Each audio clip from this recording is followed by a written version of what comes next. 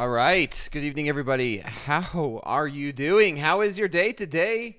Starting out with a bang tonight. I had one heck of a trade. You could see it still going.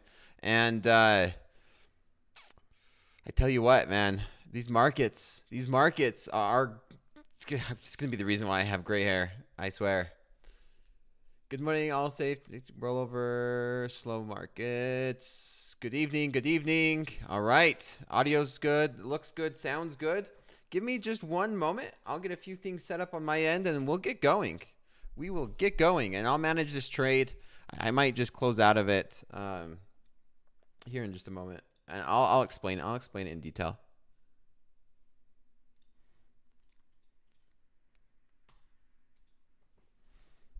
All right, well, let's get going. As always, in the Topstep YouTube chat, there's our Topstep risk disclosure. It's every single night. I say this repetitively. This is for educational purposes only. It is not a signals class. It never is, never has been, and most likely will never be a signals class. It's for educational purposes only. Now, that being said, let's dive into these markets. I'm just going to go ahead and close out of this trade. I think this was a trade I put on. Yeah, I'm going to just close out of that. Close out of that one. We got a nice 3-bar reversal right now. And, man, let's turn my volume down. Blow my ears out. But, oh, yeah, $5,700. You guys can imagine I was short and I added to this position. But let's go through the regular market recap after I review this trade. I've had a rough time. I really have. And it's kind of ironic that I finally have a green trade, a green day so far, knock on wood. And I'm not scheduled to be on Topstep TV tomorrow. So I will not be on Topstep TV tomorrow morning. I've switched to Wednesday, so I will be on Topstep TV Fast Markets Wednesday if you're still going to be looking for me. And it's just timing, right, Danielle? Where I take losses on Friday and then on today on air, and then I switched for Wednesday, and I'm like, okay, now it's a green shade. Everything's over. It's time to start focusing, and here I am. Yeah, yes, I saw it. So a tree did not fall in the woods without anyone knowing. But yeah, let me review this trade. We'll go through our regular rapid fire, review these markets, NASDAQ, crude oil, the Nikkei, and gold. And then we'll talk about rollover. We'll talk about FOMC. We'll talk about this week. We'll go through and, open up some questions. We'll clip it. Look, the funny thing, Danielle, is this trade happened while I sat down logging. Yeah, I'm going to review it. It's just one of those things about traders and trading is we could sit there in front of a chart and sometimes the good trades do not show up on camera. Like we would be sitting here and market's hovering right around 20,000, which is basically my target that I was looking for. And I mean, you can't really time the market, right? We could do our best as professional traders, as members here on air and streaming and education to try and place trades in these markets, given depending on what the conditions are, depending on what the market gives us. But sometimes there's setups that occur that are off camera during random times, not when I'm scheduled to be on.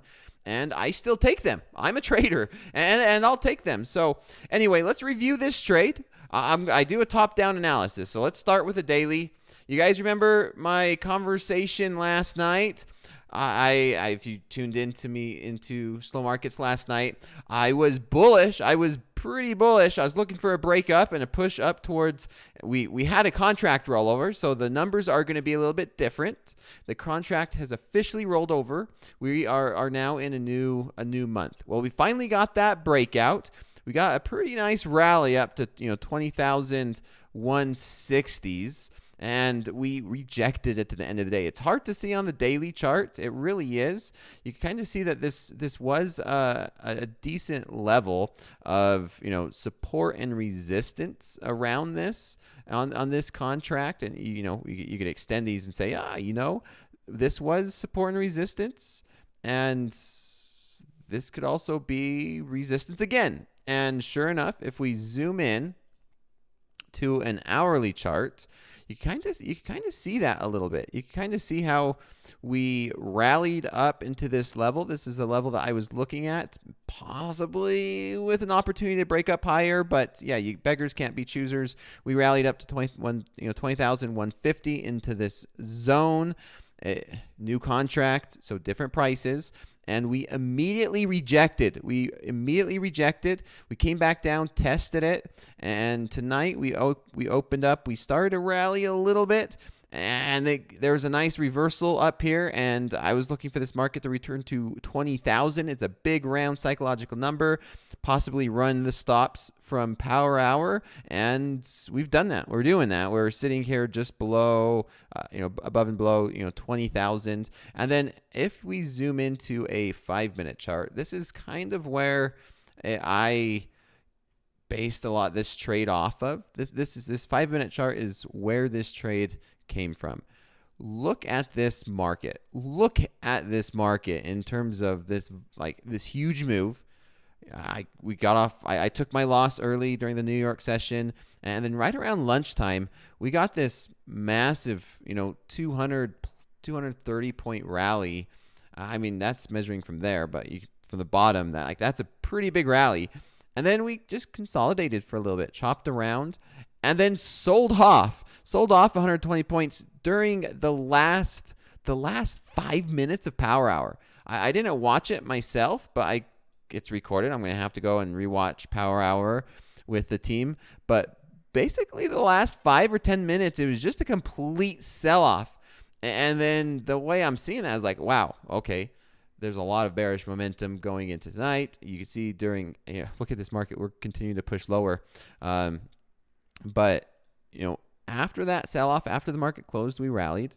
And then we closed at, 4 p.m. Central Time, around 20,038. We opened up and we started rallying. So we opened up, we started rallying, and I was watching this level.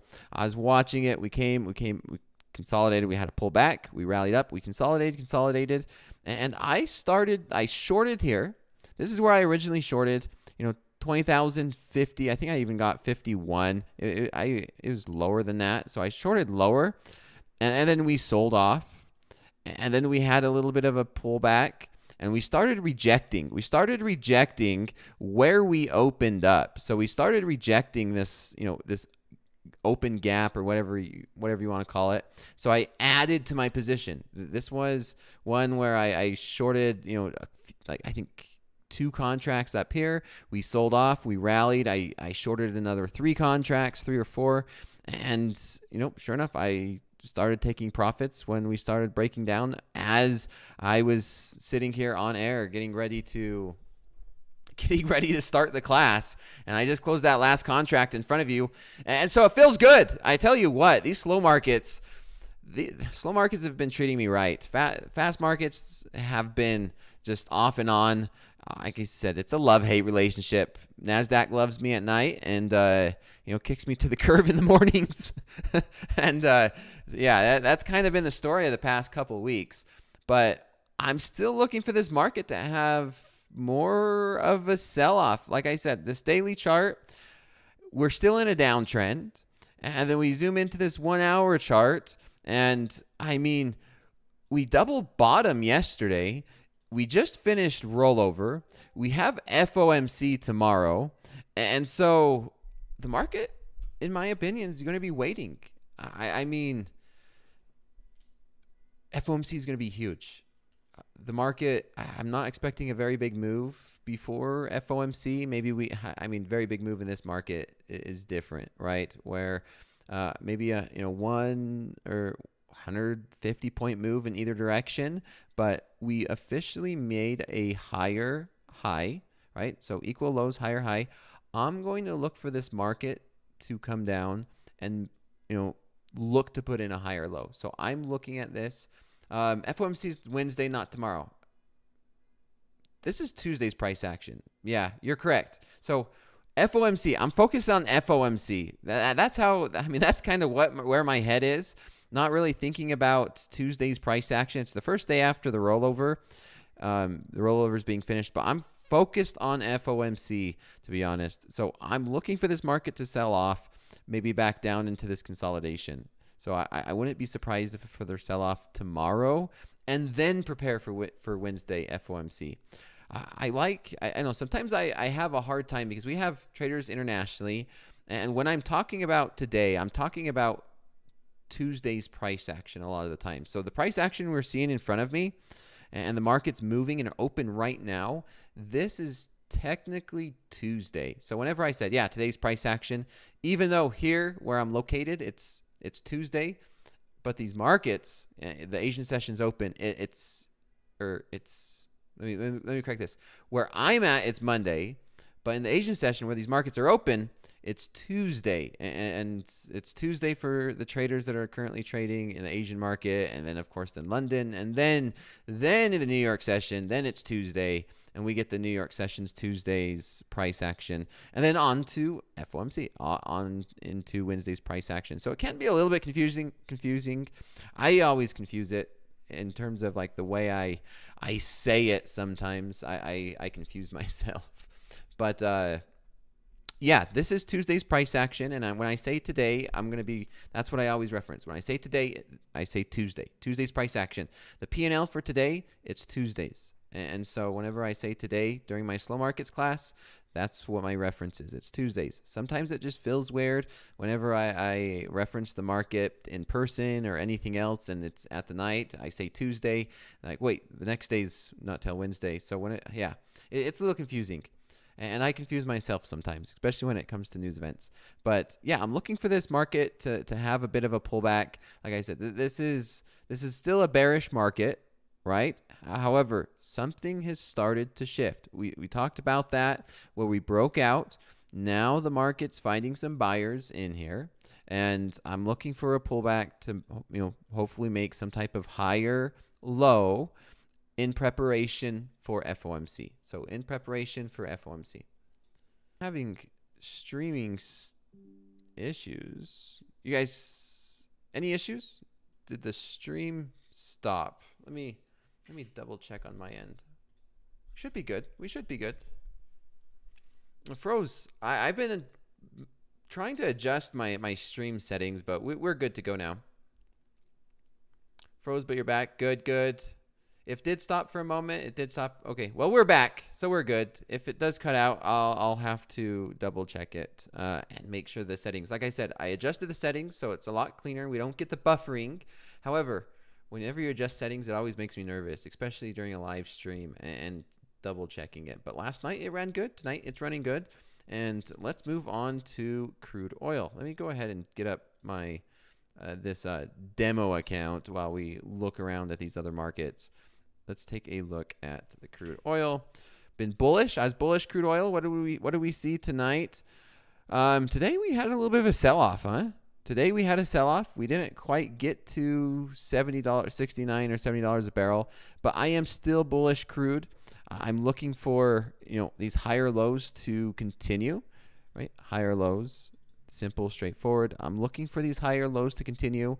We did, during that rally up and that breakout last night during that news event, we did make a technically a higher low, and we tested $68 a barrel. So if we can hold this trend, if we can continue to make these higher lows, my target is going to be up here towards $70 a barrel. $70 a barrel is a key target for me here in crude oil.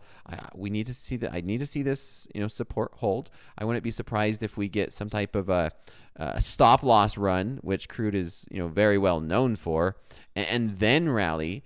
But crude's one of those markets, like I said, headline risk. Any little headline can push crude $1 in either direction, or even more than that sometimes. But that's what I'm looking for in crude. I don't want to be a seller right now. I want to be a buyer in crude. That's higher lows equal to higher highs, and the trend is bullish. And then this is on the 1 hour chart. If I looked at the 4 hour, you kind of see that, right? The 4 hour chart.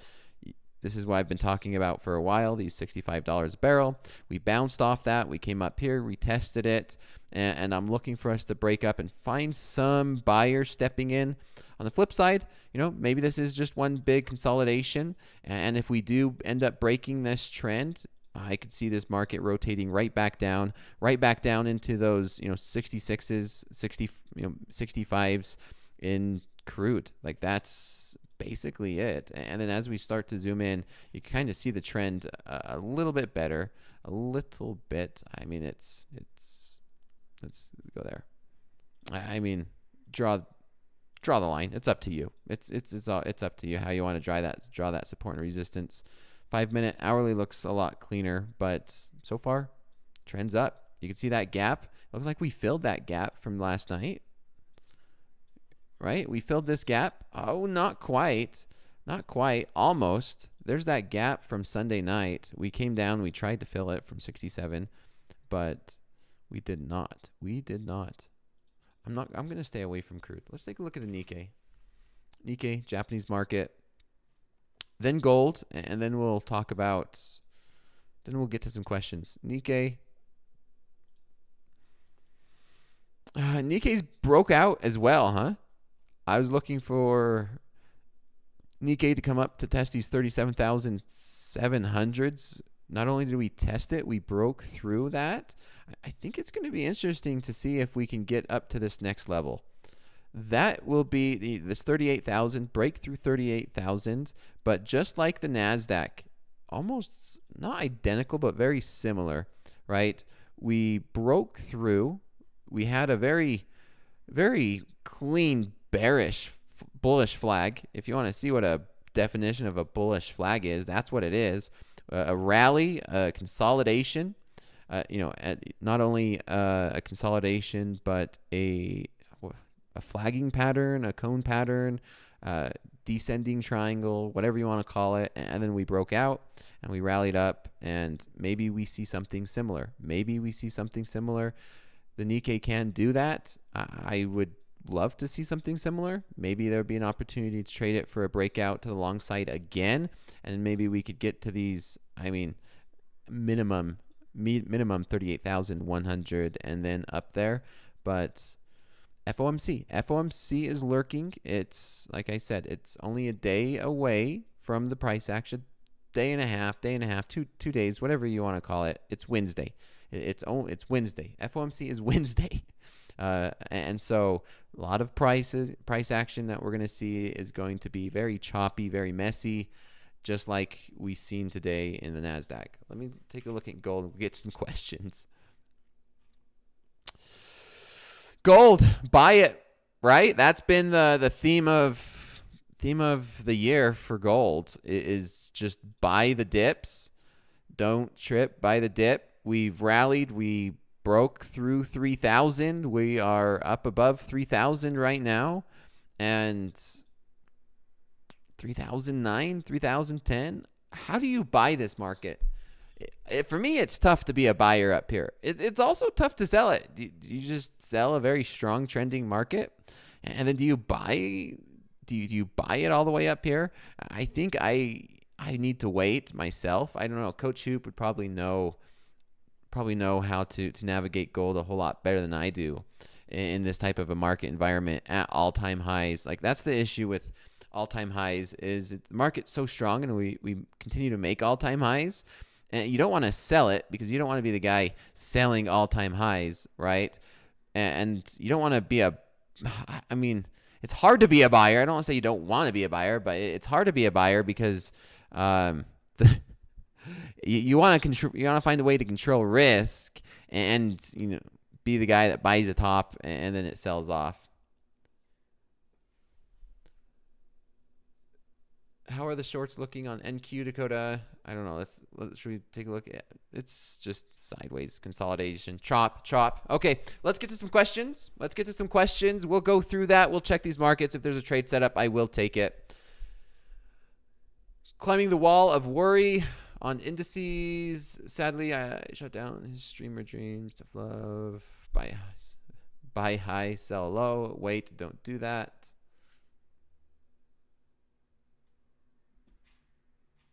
Coach, I'm really struggling big time at the moment to find a way. Trading 3 years, a lot of failure, and I just don't know where to go from. I just can't give up. I'm too passionate. Dan Lanny, that is a lot of successful traders go through that same thing, to be honest, is they go through those struggles. And I think the biggest part of that question where he said, I'm struggling big time at the moment to find my way. 3 years, a lot of failure, and I just don't know where to go from here. I think the most important part from that is I just can't give up. I'm too passionate.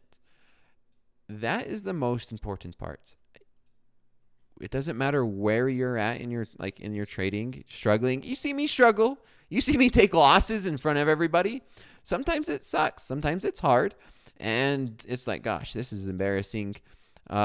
Just kind of want to forget about today. But yeah, I struggle all the time. And that's the reality of it. It's just the traders and the people who do not give up are the ones that will eventually find the way, whether it's, another 3, I don't want to say that, but I'd say another 3 years or 5 years or maybe a month, maybe 3 months, maybe 6 months. You just never know when you're going to find the success. The best thing you could do is start small. And traders hate to hear that. Traders hate to hear size down and start small. That's the reality of it. If you can size down and start small, go for small base hits, start with the basics. Start with the fundamentals, work on consistency, work on, focus on the process, not the dollar amounts that you guys see all over social media, and just basically, I don't want to say start from scratch, but that's kind of what you have to do, right? When you blow your account, you start from scratch, and you just start right from the beginning. Everybody got to see me do it. I started from scratch back in August. I took some losses in my live account when I was on NinjaTrader, switched over to Topstep X, and I started from scratch and started again, right? And that it sucks. It sucks to start again because as a trader, at least for me, you're just so caught up trying to get back to break even or get back to where you were. It's like, man, if only I could have that $300,000 account. I don't want to start back on a combine and, go through that whole process again. I just want to I want to get back to where I was. I want to get back into the XFA where I was one day from getting a payout or when I took my first payout or that. It sucks going backwards because we always want to be at our high watermark. We always want to be, making money every day. It's an emotional struggle.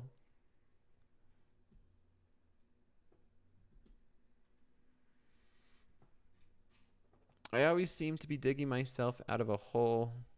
How do you identify choppy markets? At what point do you say, okay, I'm waiting, this is chop? Usually by the time I identify the choppy market, it's a little too late. Sometimes when I'm trading, I'm like, all right, hit my daily loss limit or I'm done for the day. And then I go back like, gosh, this was too choppy. And it depends on whether it's slow markets or fast markets. It depends on when I'm trading and what the market's doing. Sure, I could easily go back with hindsight and say, oh man, look how choppy of a market today during the New York session was, right? But at the moment when I'm trading, when I first started, it was not choppy, right? It was a nice, clean market. And to be able to identify when the market transitions from chop to trending or consolidating from trending, that's a huge advantage. Like if you can find a way to consistently identify when the market's going from consolidating, chop to trending, you're going to be a good trader. I struggle with that. Like that's sometimes I feel like that's the $1 million question. But this morning, the crazy thing is I called this one out live right at the beginning. I'm like, look at this 3-bar reversal. Typically I'll get short, right at the bottom of that bar. My stop loss would be up here, and I'll look for a nice 1-to-1 risk reward. And this thing even went 2-to-1. This was I could have got 2-to-1, but I didn't take it. I was like, okay, I'm going to wait for patience, going to wait for a better setup. And then the market, the market rallied, and then the market started reversing and selling off. And then, Coach Jay and I both had that same idea. I'm like, okay, look, we could get a very possible breakdown and to go test these lows, this morning. And as soon as I got in, I think it was right here. Like, this is where my entry was. You guys might have to replay fast markets. But yeah, I got in there. Coach Jay got in there. We were seeing basically the same thing in different strategies. And that was a good setup. But no, instantly the market reversed and decided just consolidate. And it's just like,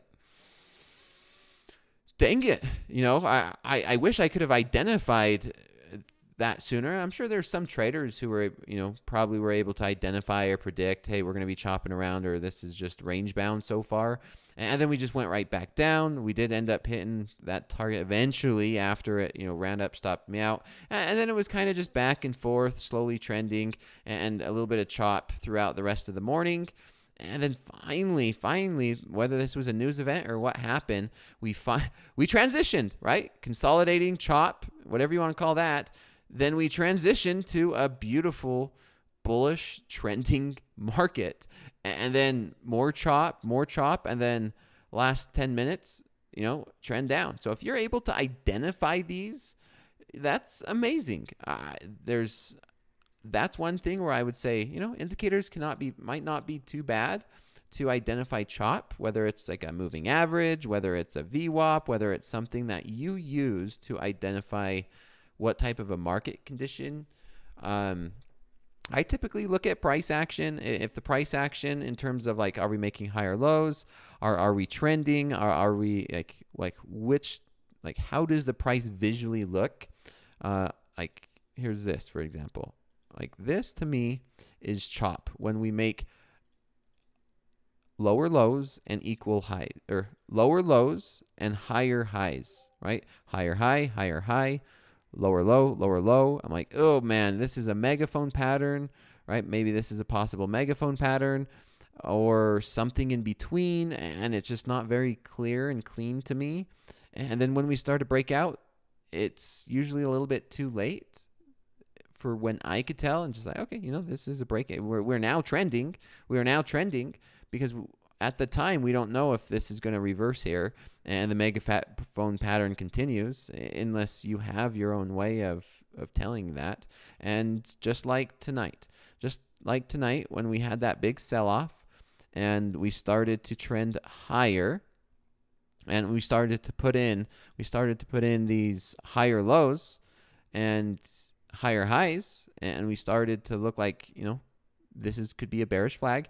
Once we started breaking down and I started to get into a short, that's part of the risk, right? Traders, and every trade we take is not 100%, is have a solid stop loss, have an entry, and sure, this market very well could have just, rallied up, hit my stop loss, or we could have just chopped around, and I could have easily have lost money, but, thankfully, the setup worked out really well. We sold off. I was able to add. The same thing happened again, and I got in and I added, and we broke down. And so sometimes it works like that. You're able to identify it. The setup works out as soon as you get in. I tell you what, the market's easy when it does what you think it's going to do, and when you think it's going to do it. Trading sure does feel like it's easy when that's the case. Other than that, it feels like the hardest thing in this world. Everybody, I still don't know what ICT method is. I have not taken the time. Maybe I should. Should I? Maybe the time, just so I could answer traders' questions of what my opinion is of this ITC everyone talks about. I tell you what, I get traders all the time asking me their opinions on these different strategies or these different ways of looking at the market. And I can't give them. I say 99% of the stuff, almost 100% of the stuff, like 99.9% of what you see online in terms of education, it's basically the same stuff that's been around for a very long time, and it's just packaged and renamed something different, right? Some traders, I don't know what's going on. Whatever that was, it took down the stream for a second. I need to see why. Give me 1 second. Find out what the heck is going on, because it's not buffering. This is not a buffering issue.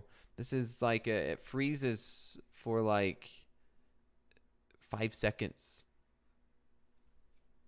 It freezes for like 5 seconds, and then it gets back, and everything's smooth. I'll have to check after the stream. Good now. EMP copper just shot up just for a moment. Dakota, you mean like this what silver bullet magnetic polar reversal light speed? I don't know. Dakota talked about the dark web yesterday, and he's getting hacked today. Hey, I briefly talked about. I briefly, like 1 minute. We had some comments in the chat, and I'm like, hey, you're probably using your onion. Using some VPNs, all that, and technology is ever evolving, and sometimes it just never feels like we know what's going on. This is it. They are trying to hijack the internet. Big order on the ES bid. Big order on the ES bid. Should we take a look at it? Should we take a look at the ES? 500 contracts sitting there at the low of the session. There we go. 500 contracts sitting right there at 57.24. I don't trust orders right now. I have a little bit of PTSD, and you guys seen that from the day show, where you see 1,000 lots come in and it just doesn't get filled. Has that been happening in the ES?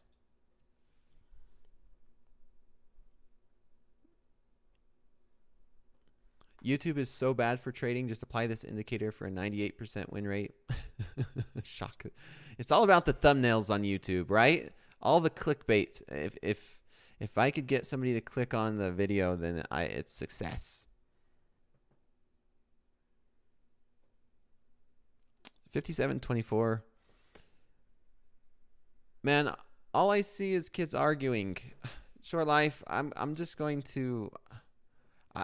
I have to ignore you, Short Life, after what I seen you did. You've lost a lot of respect from me as well. Do you trade by Matt? Yeah, I've heard of him.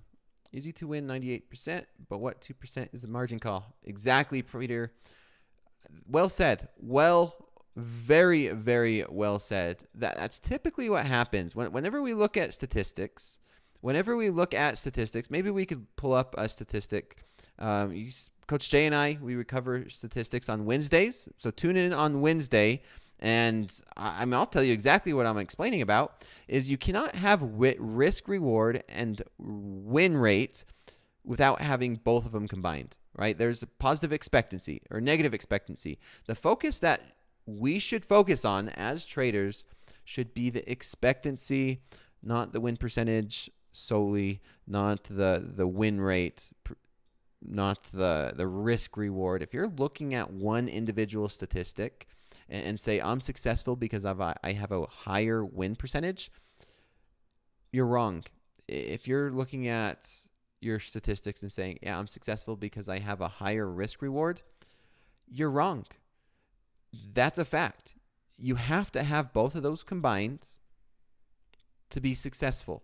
And not only those combined, there's actually a third element that I don't think I've talked about very much.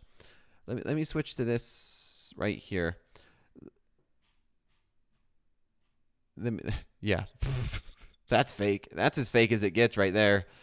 Me practicing for just ignore that. Okay, so if we scroll up, ignore these statistics. This is all fake. It's just a practice.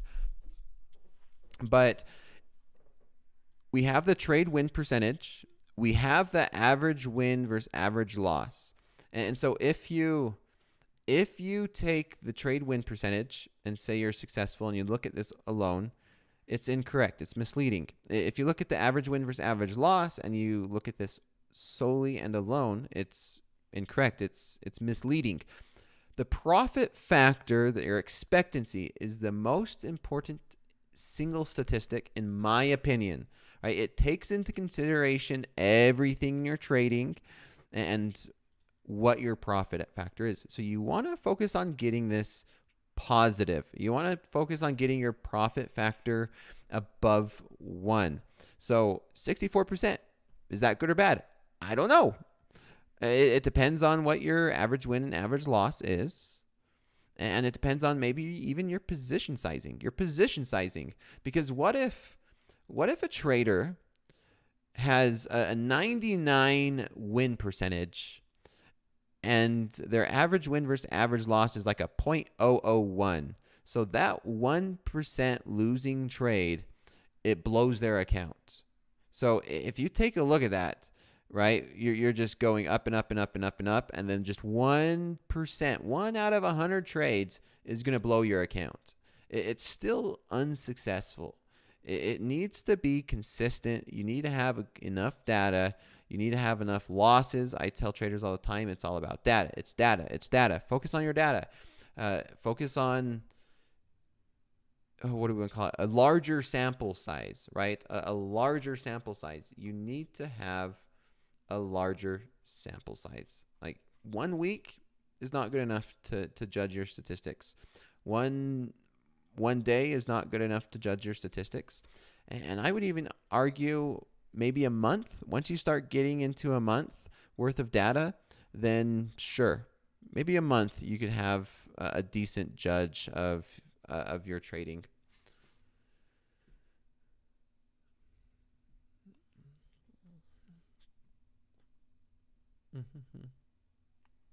Going through some of these questions. 1 day, 54K. In the practice, just testing a few things.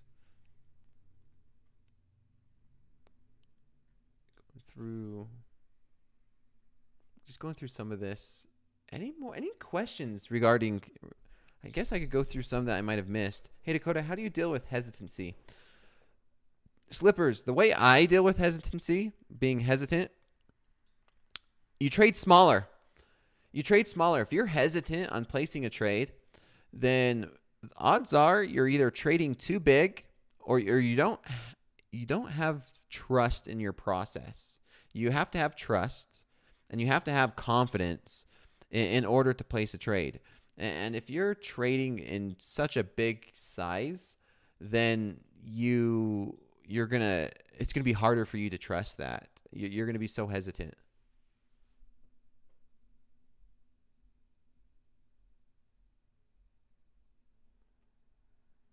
Having edge will remove paranoia. If you have a process and you have confidence in that process and you do it over a longer period of time, then your confidence and that should eliminate any hesitancy. And if you feel hesitant, then just don't.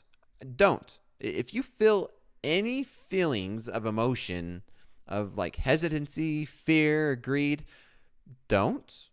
Close out whatever you have and be done. I wish I could do that sometimes. Sometimes I catch myself. I think I did that Friday. As soon as I felt emotions, I should have just stopped and just closed it out. Just said, done.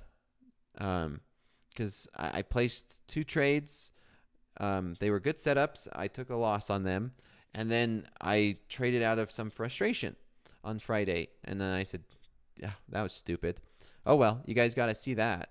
And then, like, if you ever feel hesitant, just close it, switch to a practice account, and practice until you feel confident in your process. Tried the stop as a better entry. Still got stopped out.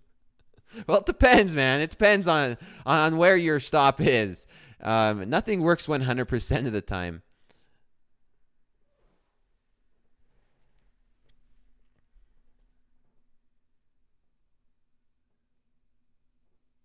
What about the Nikkei? I did review that. What's this, Andrew? I clicked on a link. Oh, a link to Twitter. I need to not click links in the chat. I trust you, Andrew. I trust you in the chat. Putting in a link, and I click on it. And if it's something that I can't be showing on screen, I've never seen you put so much trade like Friday. Yeah, Game Freak. You guys in the chat probably noticed me get frustrated and pissed off because it's a lot of pressure. I put a lot of pressure on myself Friday. I put a lot of pressure on myself Monday, and that's kind of helped me a little bit, just focus. And then the funny thing is tonight, no pressure. Wasn't on the stream.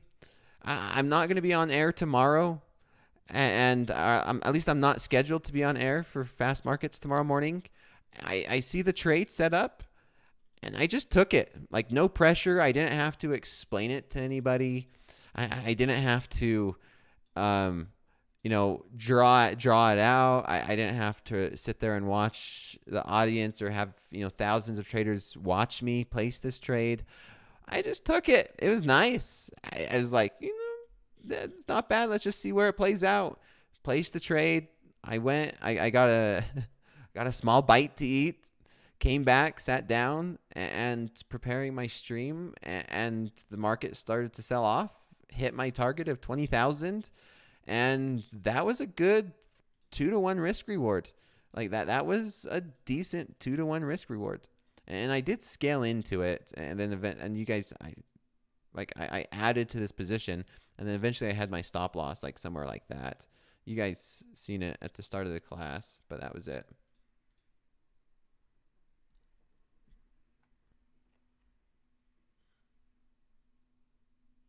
Amazing pressure. Dakota, I have not been to Morocco. Is that how you pronounce that? Morocco?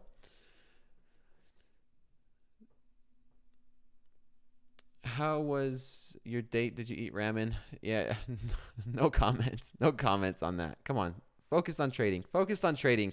We have 45 minutes left. These markets are slow, finally. And with these slow markets, this is what I've missed. 79-point move from top to bottom. It feels good. Like, this is the price action I love. This is what I've missed. This nice, consistent, slow price action where I don't have to worry about 50-point moves in a blink of an eye. So this is consistent. This is slow. Hopefully the rollover is done and finished by tomorrow. FOMC, get that out of the way. And let's just smooth sailing. Let's get FOMC and then smooth sailing the rest of the week and into the month. And yeah, go from there. Pawn, I did not jinx it.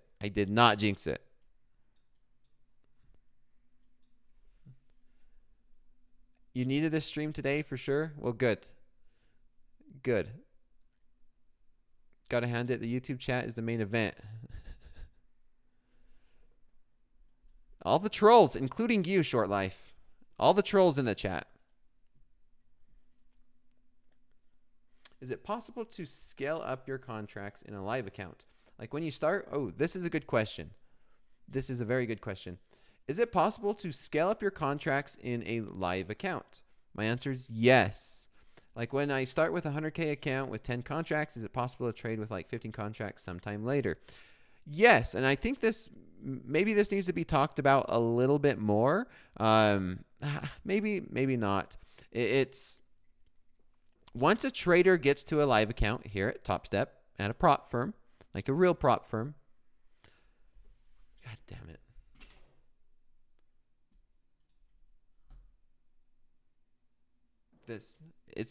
I look at it and it freezes every 5 seconds. Everyone can still hear me, right? This market's selling off. We're selling off now. I froze, but I'm back. I'm froze and I'm back. And now we're selling off. 71 contracts at 69. 71 at 69.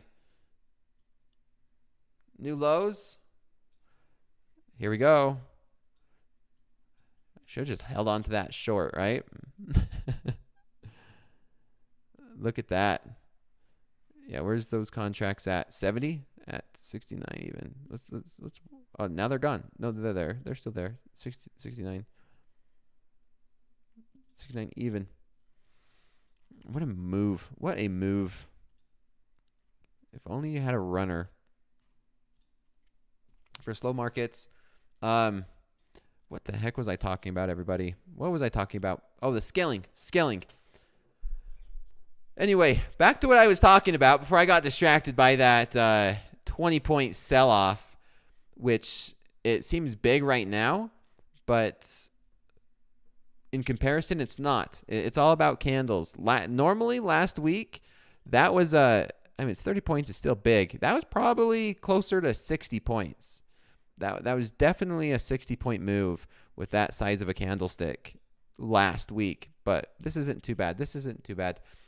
Anyway, once you're in a live account here at Topstep, you could work with the risk managers. You work with the risk managers. You have conversation with the risk managers, and they could scale you up and they scale you down.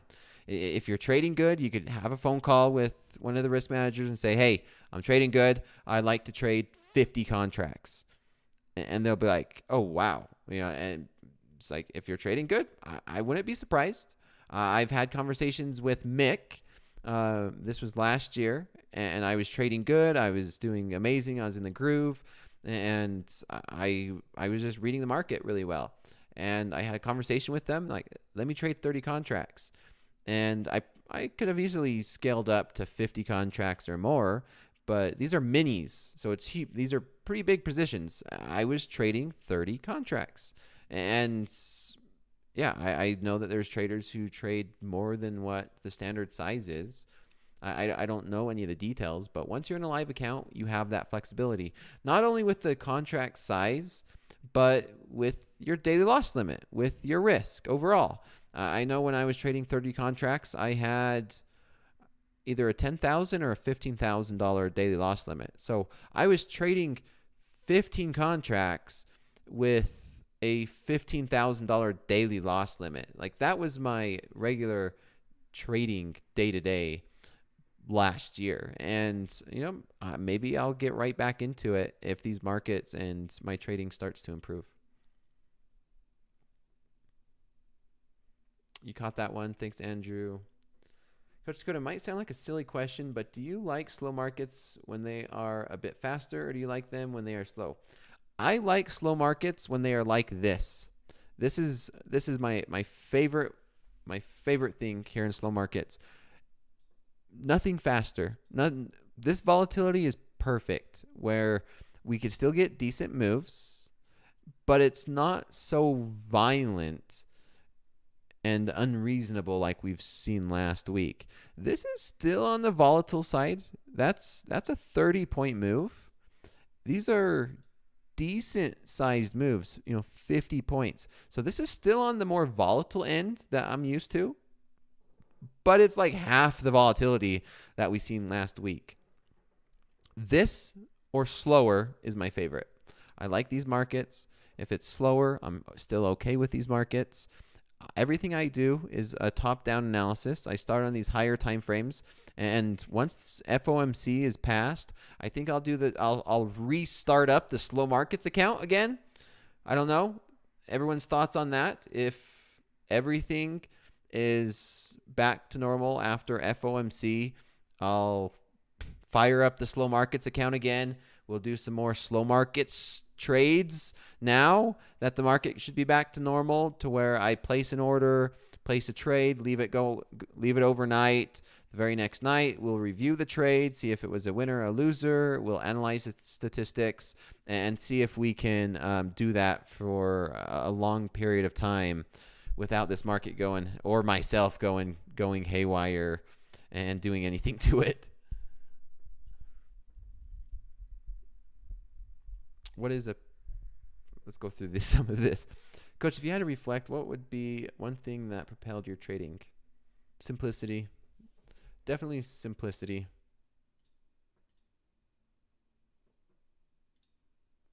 Simplicity. The sooner I simplified my trading, the better off I was.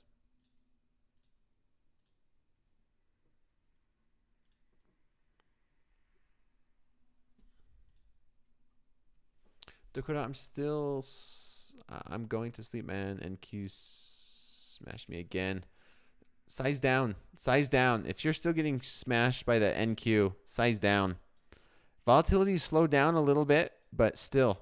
Like if we take a look, let's do this. We could do this together, everybody. We could judge average true range, and this is what I'm referring to. You guys talk about volatility. I talk about it a little bit. Look at what I'm referring. See this, the tick down in volatility? There's a change, right? We started to peak in volatility. Now remember, these peaks are the fast markets. So if I'm going to draw this is fast markets. These basically the New York session. Okay, so New York session when it comes to volatility. These bottoms are slow markets. It's basically the overnight session, slow markets. So you can see slow markets for a period of time is as volatile, or was as volatile, as the New York session for most of the year. So if we zoom out, you could see, right? The volatility that we were getting in slow markets for the past couple of weeks was as volatile as fast markets during the New York Open over the past months. So this is October.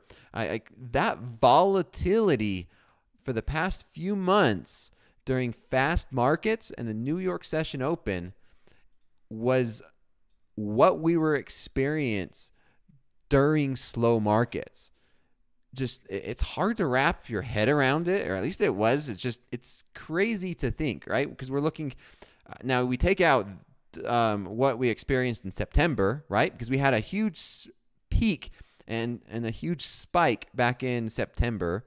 But other than that, if we look out for the rest of the few months, like the rest of the year, yeah, we were at the highs during the New York session. That's the volatility we were seeing on an average true range on an hourly chart. And it's crazy. It's crazy to think about that. And then the New York session is what? 50 points, 60 points higher on a per hour basis. But now we're starting to see a downtick in volatility. Maybe it's waiting for FOMC.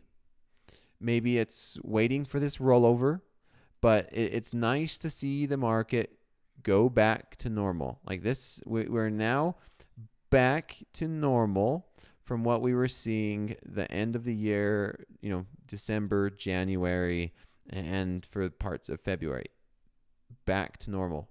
And knock on wood, anything could kickstart this market again. And if we do that for a 4-hour chart, this will, continue to help us understand. We have those peak in volatility, right? August was a huge one, then a peak in, September, and then we had one, in December. But now I really do think we could possibly, hopefully stay at a normal market, whatever we want to call is a normal market. Look at the 4-hour too. Who's bearish on the 4-hour chart? Is that a bearish candle on the 4-hour?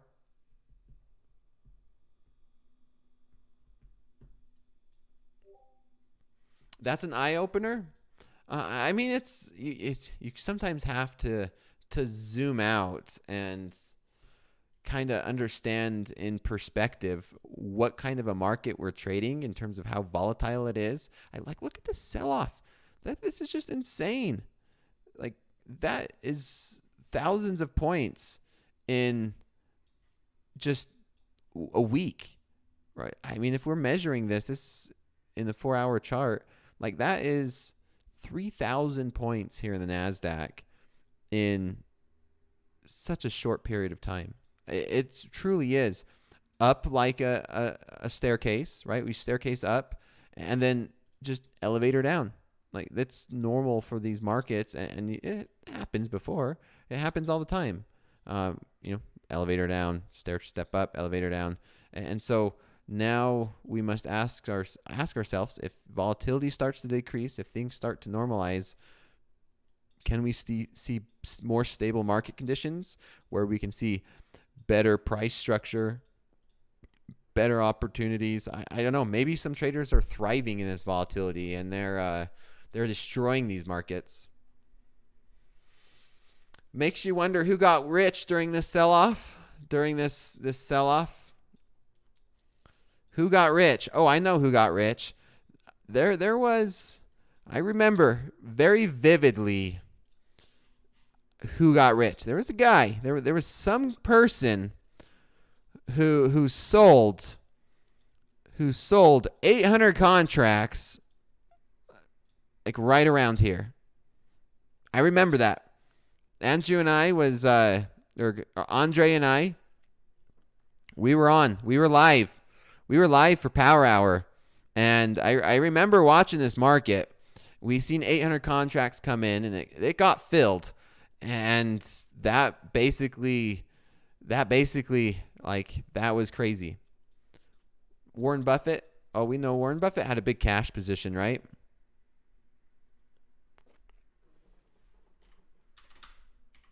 Let's take a look at Bitcoin. What's Bitcoin doing? A whole lot of nothing. That was Nancy. Maybe they only covered for 50 points.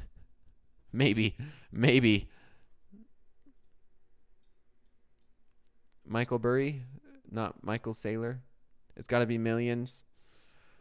Yeah, I don't know. I still want to see more market structure on Bitcoin as well.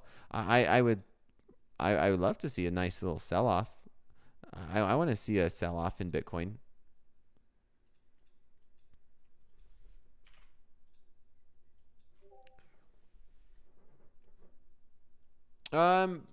I did take a loss in fast markets, and I was done for the day.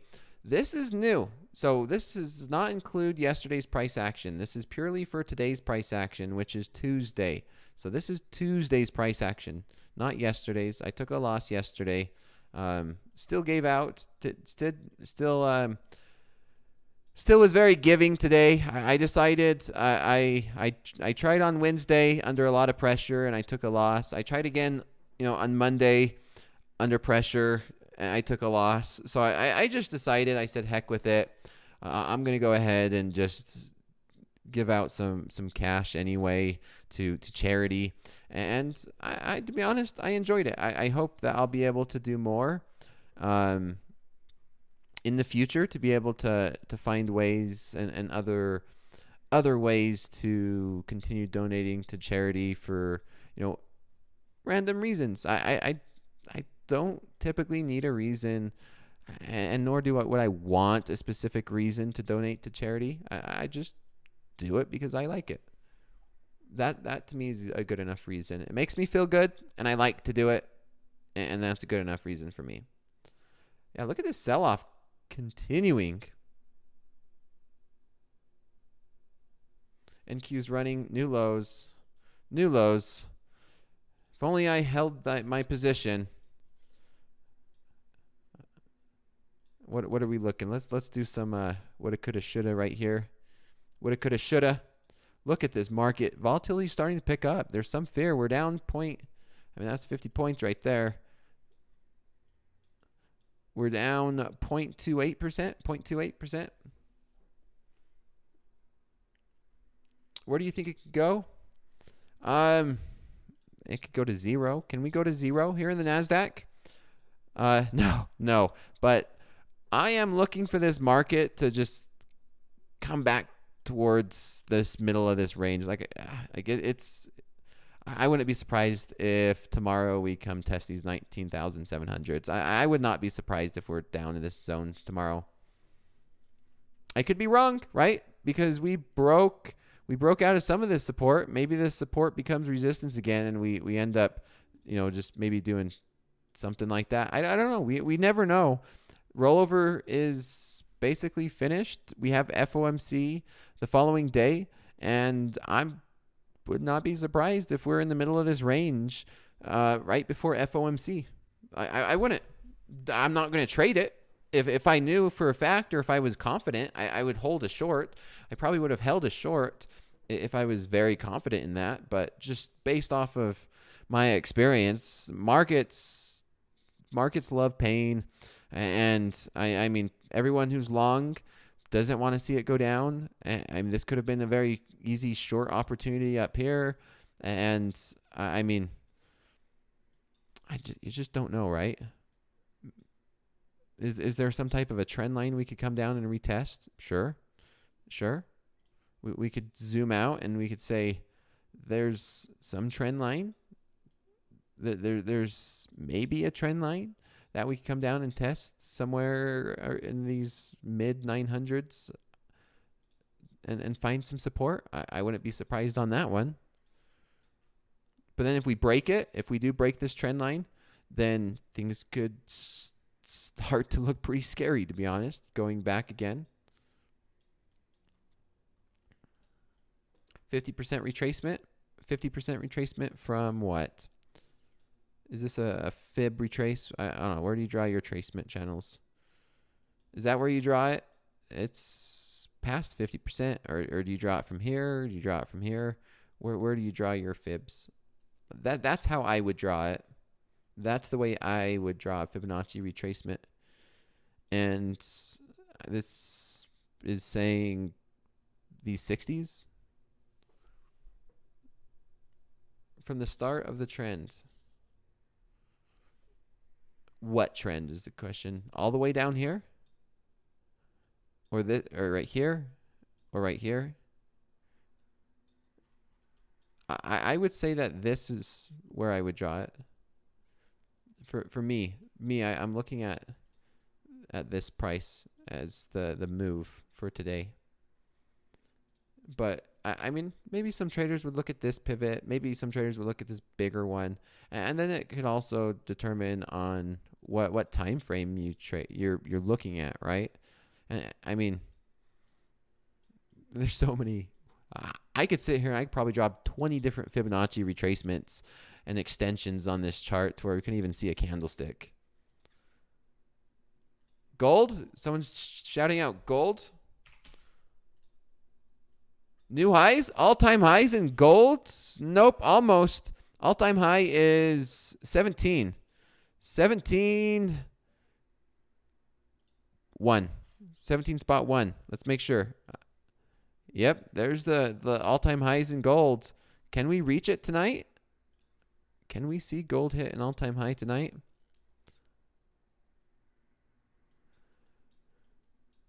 Dakota, does the pressure come from the amount of size you put on? No, the pressure does not come from the size that I'm trading.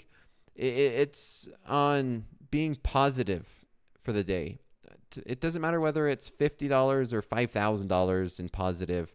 And the pressure that I put on myself on Friday was I just wanted to be in the positive, so that way I'd be able to give back, right? So it was less about the size and more just about having a winning trade. And that's where I said the emotions got to me. 3 aircraft carrier groups steaming to the Middle East. Is that true? I don't depend on the chat for my news. Is that true? Is there any truth? Spot gold climbs to all-time high. White House speaks. Press secretary speaks on Fox News. Some Treasury speaks. Didn't Yemen attack us? Headlines coming out. I'm not seeing any headlines on here.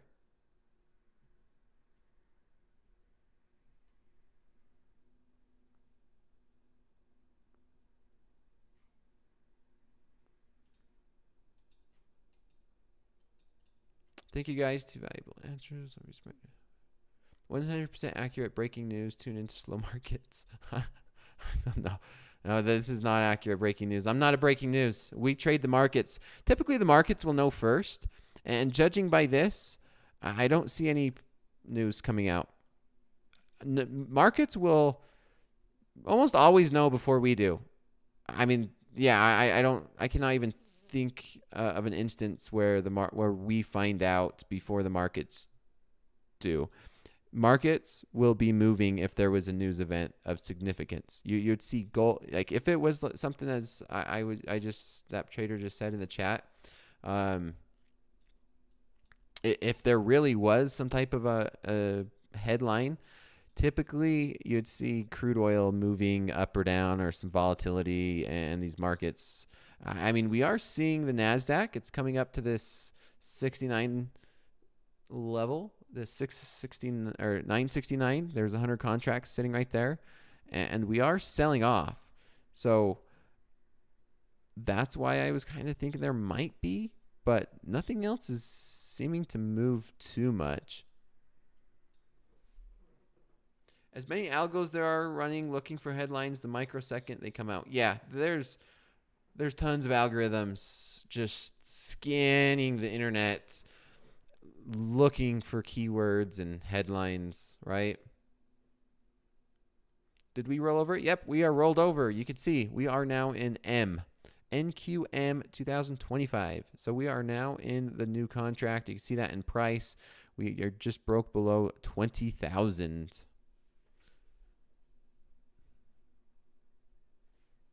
Just broke below 20,000, and this market is picking up steam to the downside.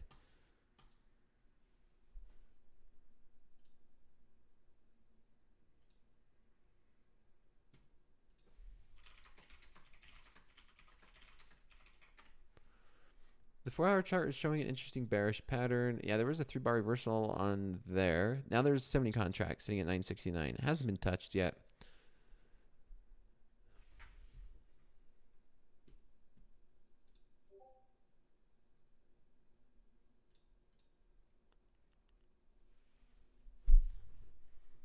Short Bitcoin.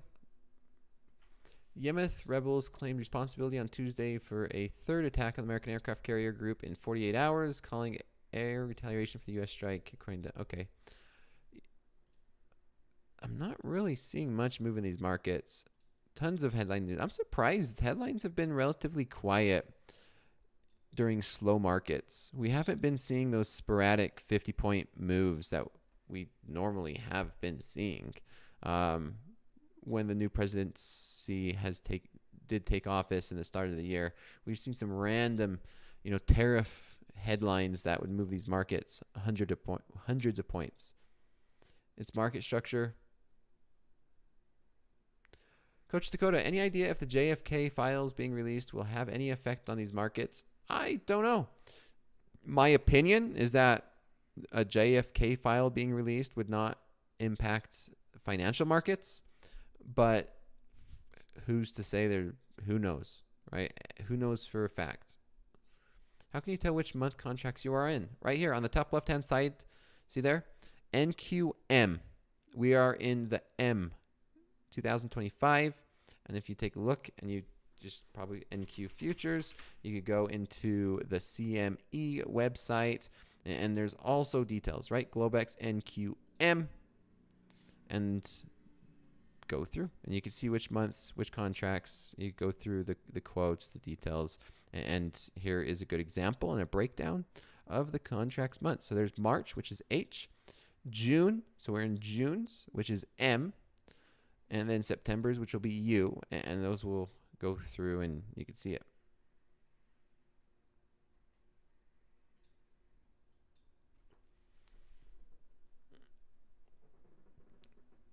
We need Eddie Horn for breaking news. Eddie is second to none when it comes to the breaking of news. I just want a boring market. I don't like all this crazy. Me too. Me too. Coach Hoop. Yes, there is. It's been there for a little bit. It has been hanging out. Oh, you know what? That one's new. Did the other one get filled? Go time and sales.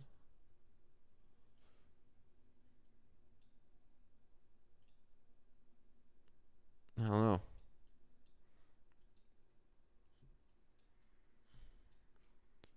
I'm not really sure. We can watch this 500 contracts get filled. 500? Nah, this is still small for the ES. Yeah, hoop. Yeah, that one's just gone. See, it was a spoof. Spoof. Fake. It didn't get filled. Someone just putting it there for show.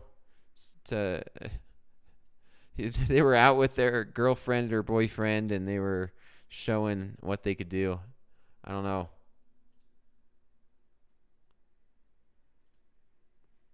I have a very well-defined strategy, specifically trend momentum showing off. Yeah, they're just showing off. Showing off. There's 70 sitting here at 969 that we just blew through. Let's look at that. That one got filled. Look, that one got filled. See? Short 69, 69, 69. That 69 across the board.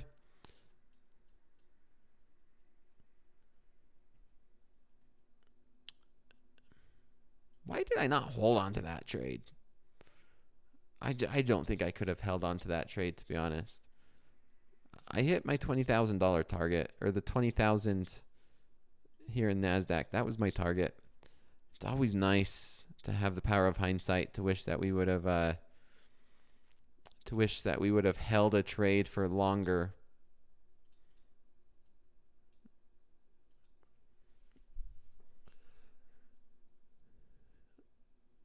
H-Truth, Topstep risk team spoofing to blow XFAs and combines. Do you really think that, Truth? I honestly want to know now. I'm extremely curious. Do you believe that a risk team at a prop firm would put on? Okay, good. I'm glad that was. Hey, you never know.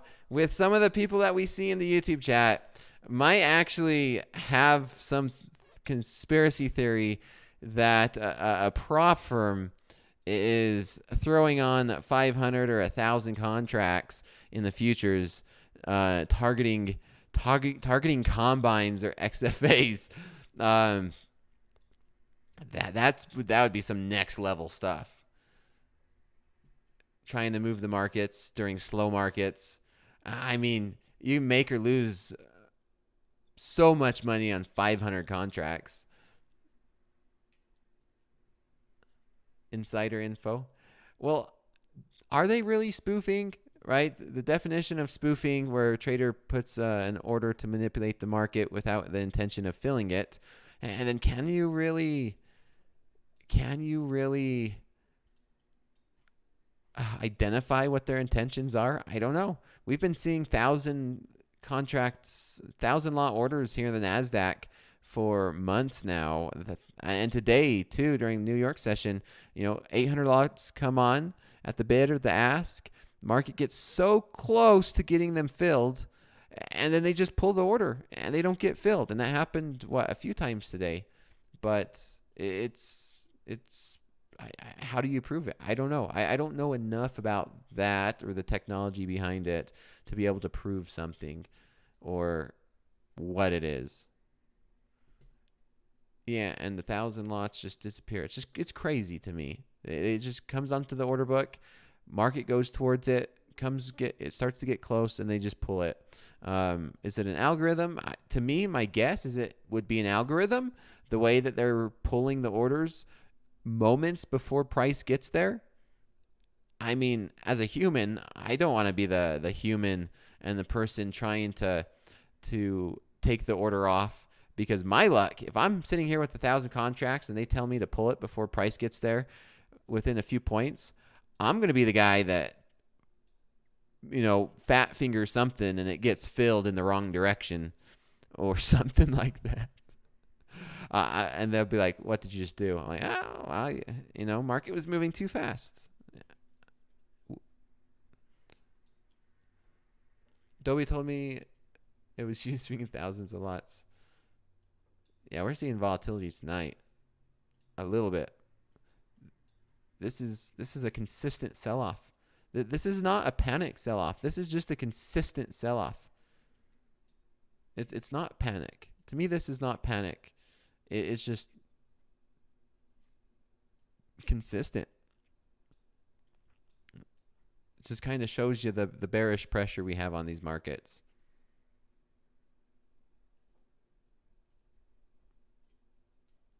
Accidentally market in 1,000, push price up.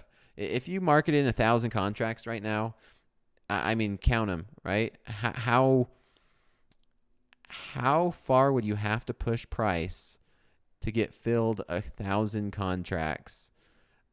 You're going to push it up quite far. It's even, you'll push it down further, right? There's less contracts on the bid.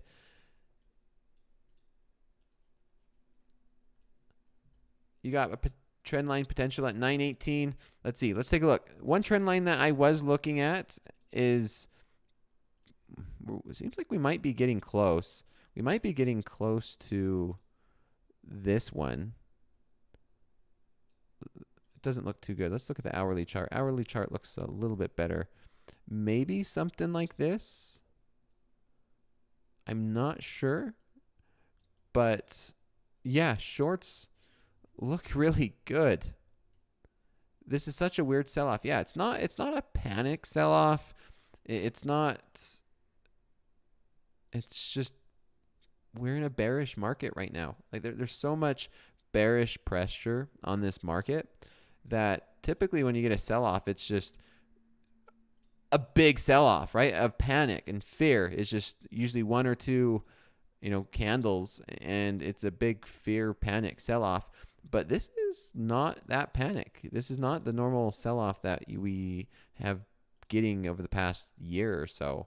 It's just, a slow grind down. We're down, what is this, 0.37% here in the NASDAQ. We're down 0.25% here in the ES. And then we take a look at the crude oil. Crude oil is not really moving. Gold, are we approaching all-time highs? We're approaching all-time highs in gold. And we're just finishing a rollover. We just moved into the new contracts. We have FOMC coming up on Wednesday. So there's a lot of stuff going on in these markets. Dang, I think I missed your trade. You did start at the beginning of the class. The trade was pretty quick. It was just an orderly sell-off, not a panic one. Long-term investors trying to tell intraday to buy the dip. Don't be liquidity. People pay attention to volume. Guys want me to flash the 500 again.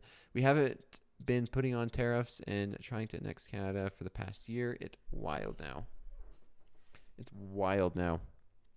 10 minutes left. Oh, man. It's only Monday, everybody.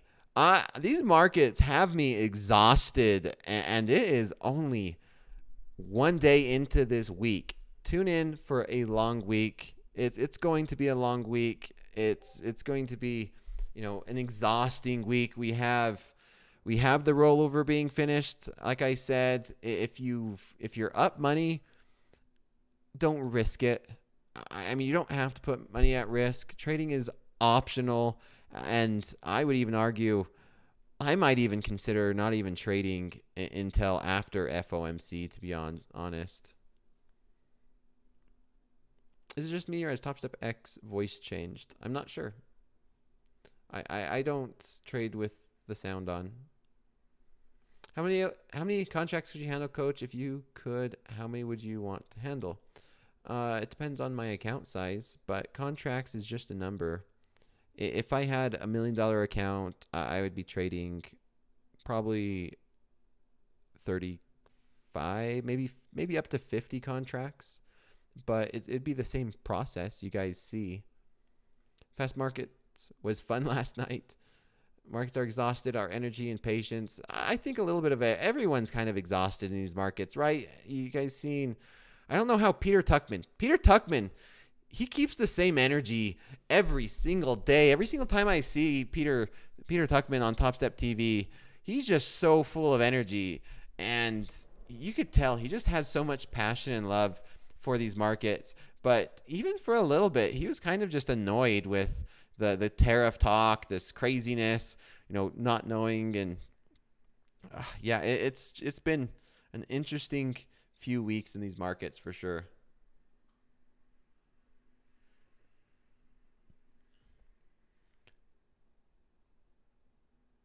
Is there anything said about the 1 ounce gold future contracts? I'm not sure. I know today, if you guys tuned into the fast markets, MP mentioned, he reached out to me.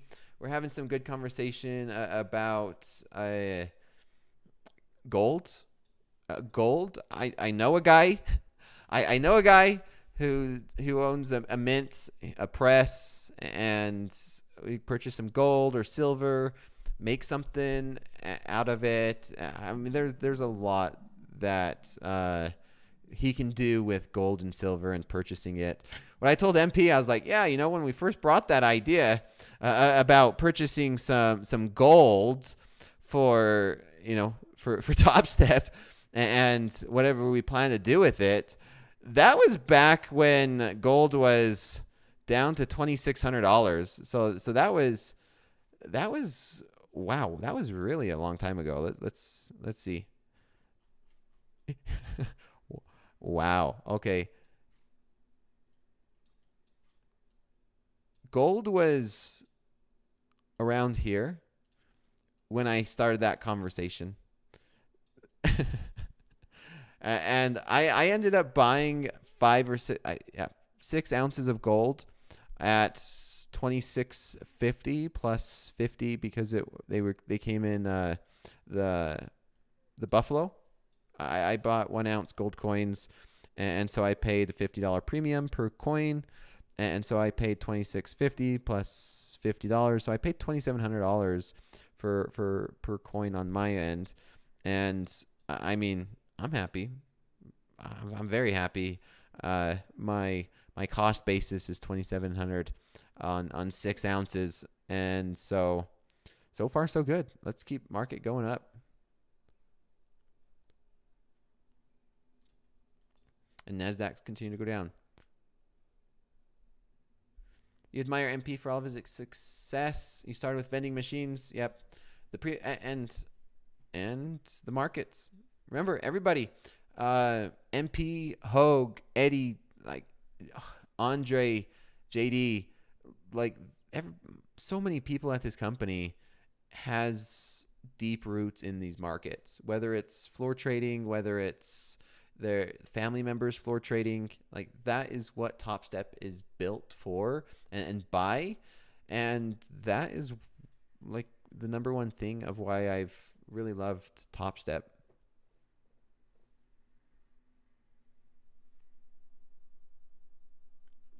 No, he had shoulder surgery.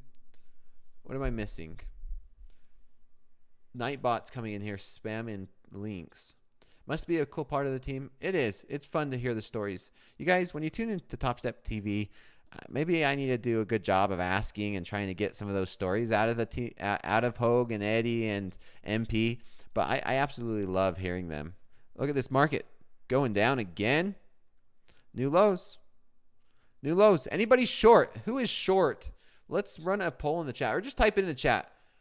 Are you short or long? Is anybody catching a piece of this move?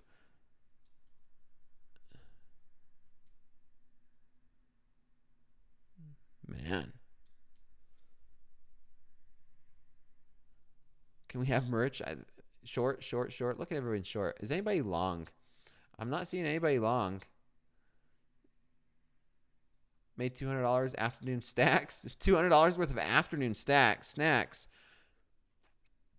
Everyone's short. Everyone's short. No, that can't be right. Everyone's short. 40% of the traders are long. Maybe you're short or you're long and you don't want to admit it.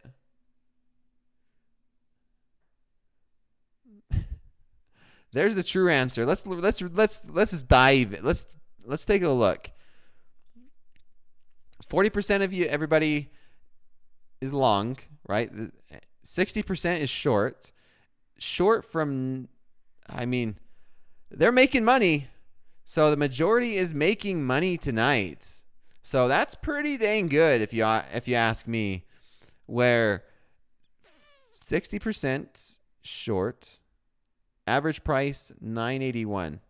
Average price 981. So that's not too bad if that's what the average price of what everyone's short.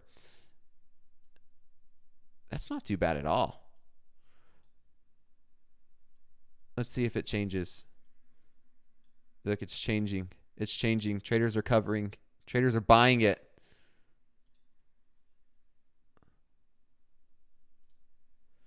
Yeah, that's definitely interesting. I'm going to zoom in. I want to watch this for a minute. We could watch this. 46% short. I see if it changes. Look, see it's starting to change slowly. I'm long NASDAQ for a scalp. I'm long 959. Okay. Traders are starting to get long right now. 53% positive. Buyers stepping in. Shorts covering. I want to short till London open. Ronaldo spitting. I'm short again. Take care, Danny. Dan Lanny. I don't know why I say Danny. Dan Lanny. It's because of you I followed your forecast. Don't follow me. I put that Top Step risk disclosure on. I did. If you guys make money, make sure it's because of your own process. I say it all the time. All of the time. Gold new high. Gold's pushing. Oh, that's why we want to see gold hit all-time highs. We want to see gold hit all-time highs. Can we see it? I think we can. Oh, did we miss it? We missed it. Coach Hoop, we missed it. I missed it. Gold hit all-time high during slow markets, and I missed it.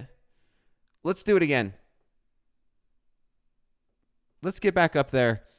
3017. We missed it. We was busy screwing around with the tilt. I don't have air horns. Coming back up. Come on. 1 minute, 30 seconds left, and it's ending on the last minute.